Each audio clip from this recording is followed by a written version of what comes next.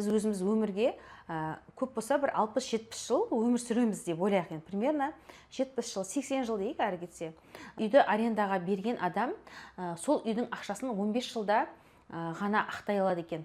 Бір жылдың ішінде тағы бір үй жасап алуға мүмкіндігіңіз бар. 5 жылдың ішінде мен бір үйімнен 15 үй жасап алдым.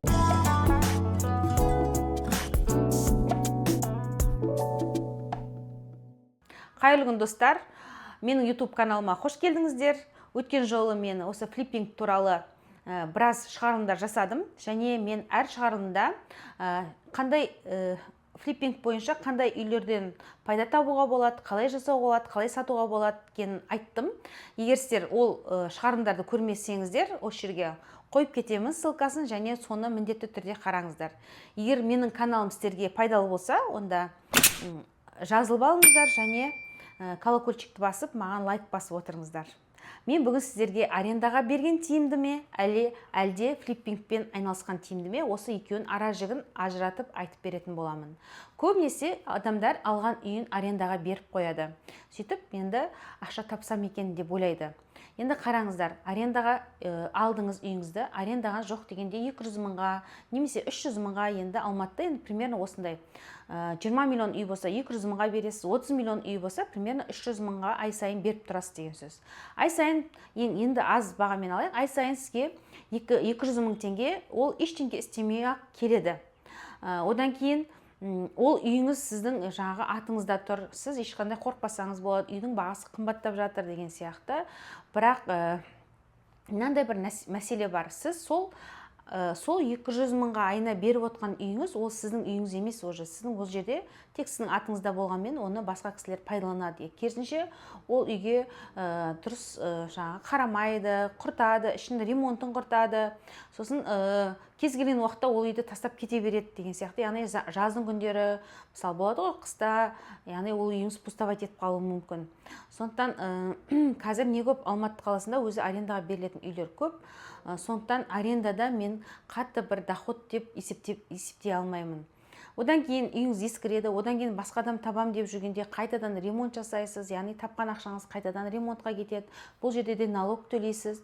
Енді өзінің бір артықшылықтары мен минустары да көп, бұл бизнестің түрі. Негізі үйді арендаға берген адам сол үйдің ақшасын 15 жылда ғана ақтай алады екен. Мысалы қараңыздар, примерно айына 200 мыңнан сіз бір жылда примерно 2 миллион 400 мың теңге ақша кіріс болады. Оның басқа жаңа расходтары бар, үйге кеткен расходтары бар, жөндеу жұмыстарын барлығын қосқанда енді одан да аз болып қалуы мүмкін. Яғни сіздің 20 миллион тұратын үйіңіз 10 жылда, әрі кетсе 15 жылда сіз ақтап алуыңыз мүмкін. Егер осы ақшаны арендаға бермей-ақ, осы үйді пайдаланып флиппингпен айналысса ше, қалай болады? Флиппингте де бұл жерде сіздің атыңызда тұрады үйіңіз. Бұл үйді, яғни ол үйді сатып жүріп, сіз басқа бір саудаға, немесе товарға, басқа бір затқа салып жатқан жоқсыз. Сіз керісінше одан да жақсы үй алып жатырсыз. Яғни жылы жаңа, немесе черновой үйді алып, осыған ремонттап сатсаңыз, қалай одан жақсы пайда табуға бола ма? Әрине болады. Мен сіздерге мысал келтірейін. Мысалы, айына сізге 200 мың келгенше, одан да 2 миллион табуға болатын жолын айтып берейін. Мысалы, флиппингте де сіз аласыз үйді, ремонттайсыз, бір айдың ішінде оны ремонттап сатып, үстінен жоқ дегенде 2 миллион теңге пайда тапсаңыз болады. Бұл 2 миллион деген мен былай айтам, өте төменгі бағамен айтам. Яғни аренданы да төмен бағамен айтып отырмын, сондықтан ол 2 миллион деген ең төменгі маржа. Менің студенттерім енді жоқ дегенде 3 миллион, 4 миллион теңге пайда көріп жүр. Және бұл жерде енді арендаға беріп қойғаннан көрі, егер сіздің артық үйіңіз болса, одан да флиппингпен айналысқан жақсы деп ойлаймын. Енді флиппингтің бір жақсы қасиеті, флиппингте айтып отырмын, үйді де өзіңіздің атыңызға аласыз. Сосын егер дұрыс схемамен, дұрыс алгоритммен жүретін болсаңыз, онда сіз бір үйіңізден тағы бір жылдың ішінде тағы бір үй жасап алуға мүмкіндігіңіз бар. Яғни сіздің бір үйіңіз болса, бір жылдың ішінде тағы бір үй жасап алуға болады деген сөз. Ал егер арендаға беретін болсаңыз, онда мүмкіндігіңіз 10-15 жылдың ішінде сол үйдің ақшасын шығарып алу деген сөз. Яғни одан тағы бір үй алу деген сөз. Яғни бұл жерде қараңыздар, 10 жыл біз өзіміз өмірге көп болса бір 60-70 жыл өмір сүреміз деп ойлайық енді, примерно 70 жыл 80 жыл дейік әрі кетсе. Сондай ғана өмір сүрген кезде біз оның 10 жыл 15 жылын арендаға беріп қойғанша, одан да біз аз уақыттың ішінде осы флиппингпен айналысып жақсы нәтиже көрсетуге болады ғой. Сондықтан кімде кім үйін арендаға беріп жүрсіздер, ойланыңыздар. Мүмкін сол үйді алып, жаңағыдай ремонттап, сатып, келесі үйді алып деген сияқты осылай жасауға да болады. Мен мысалы өзім студенттеріме былай айтамын. Сен мысалы үйің 40 квадрат болса, келесі үйіңді сен уже 40 квадрат алма, келесі үйіңді уже 45 квадрат ал. Яғни сенің квадратың өсіп отырсын деп. Келесі үйіңді 50 квадрат ал, одан кейін үйіңді 60 квадрат ал деп. 60-70 квадрат болғанда сен ол үйді екіге бөл. Яғни тағы да қайтадан 30 квадраттан 2 үй ал деп. Сонда егер осы жүйемен жақсы болатын, жүйемен жүретін болсаңыз, сіз аз уақыттың ішінде үйіңізді бірден масштабқа шығып еселеп алсаңыз болады. Мен 5 жылдық флиппермін, және 5 жылдың ішінде мен бір үйімнен 15 үй жасап алдым. Ешқайсысы ипотекаға немесе қарызға алынған үйлер емес, барлығы нақты өзімнің ақшама осы жүйе бойынша жасалған үй. Егер сіздерде осы бизнеспен айналысқыларыңыз келсе, онда білім алуларыңызға болады. Бірақ менде осы 5 жылдың ішінде жүріп, мен бірден осындай 15 үйге шығып кеттім деп айта алмаймын. Өйткені бұл өте крупный сумма болғаннан кейін, үлкен сумма болғаннан кейін, бірден бұны алып, сіздер дұрыс емес жаңағы тұрғын үй кешеніне, дұрыс емес құрылыс компаниясына, немесе дұрыс емес планировкеге, яғни өтпейтін үйлерге, немесе осындай нәрселерге салып қоюларыңыз мүмкін. Сондықтан бұндай үлкен қомақты қаржымен жұмыс істеген кезде сіздерге міндетті түрде білім керек деп ойлаймын. Яғни осы флиппинг саласын жақсылап зерттеу керексіз. Зерттегенде қалай зерттейсіз? Мысалы, сіз алатын тұрғын үй кешенін зерттеуіңіз керексіз. Ол жерде чиновойдың бағасы қанша, және чистовойдың бағасы қанша, қаншалықты үйлер өтіп жатыр бұл жерде, крышада қаншалықты адам сұраған бұл үйді, сіз өзіңіз барып көруіңіз керексіз, зерттеуіңіз керексіз деген сияқты. Егер дұрыс жаңағы сәтті сіздерге болатын болса, сәтті үй кездессе, болмаса сондай дұрыс саудаласып алатын болсаңыздар, бұл жерде өте маржасы көп деп ойлаймын. Енді флиппингте де жаңағы үйді пайда табудың өзінің бірнеше критериялар болады.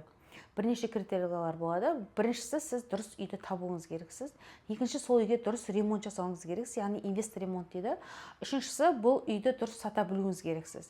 Егер осы үш нәрсенің біреуі дұрыс болмаса, мысалы дұрыс үй алдыңыз, дұрыс ремонт жасадыңыз, бірақ дұрыс сатамайтын болсаңыз, онда сіздің де маржаңыз дұрыс болмауы мүмкін, маржаңыз, пайдаңыз азайып қалуы мүмкін, немесе қалай айтсам болады екен, немесе бұл жерде сіз шығынға кіріп кетуіңіз де мүмкін.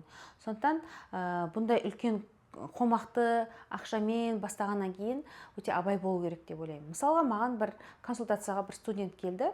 Студент емес, бір кісілер келді. Мен білесіздер, енді Алматы қаласы бойынша мен осы тұрғын үйлердің экспертімін. Сондықтан маған қайдан үй алсақ болады, қалай алсақ болады деген бірнеше адамдар маған консультацияға да келеді. Сол кезде маған алдыма бір кісі келіп отыр, кісі емес, кісілер, әйелі мен жұбайы, 40 миллион теңге ақшалар болған, дұрыс емес жерге инвестиция салған, күткен, ол үйі дұрыс бермеген, ол үйін қайттан застройщиктен мен алмаймын деп қайтарған кезде, оның 20%-ын ұстап қалған, яғни 40 миллион үйі 32 миллион теңге болып қалған.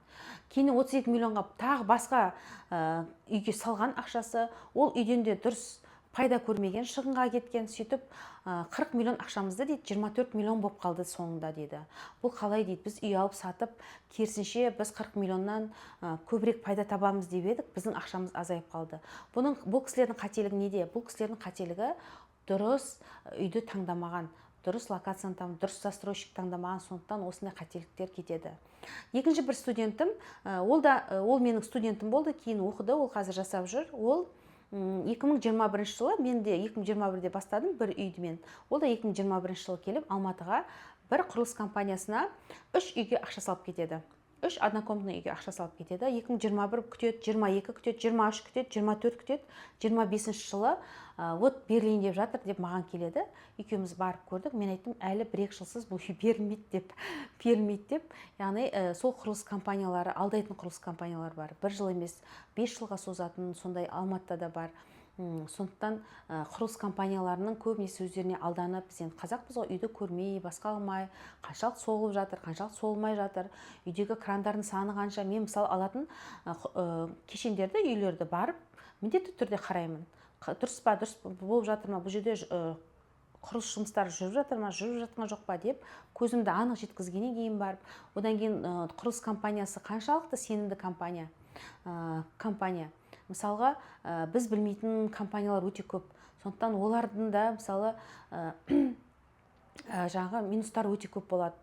Сондықтан оларды сату үшін көбінесе жаңағы маркетингке жүгініп, сіздерге көп жаңағыдай осылай жасаймыз деп айтып кетуі де мүмкін. Сондықтан мен жаңағы сіздерге кеңесім, білетін құрылыс компаниялардан алғаныңыз жақсы.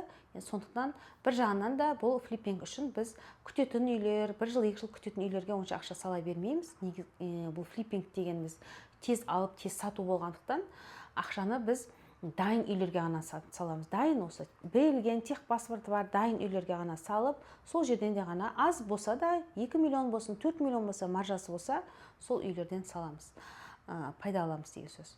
Егер сіздерде осы бизнеспен бастап айналысып жүрсеңіздер, және де қандай да бір қателіктер жібергілеріңіз келмесе, онда мен каналыма жазылып алыңыздар. Мен осы жерде пайдалы ақпараттармен сіздермен бөлісетін боламын. Рахмет сіздерге. Thank you.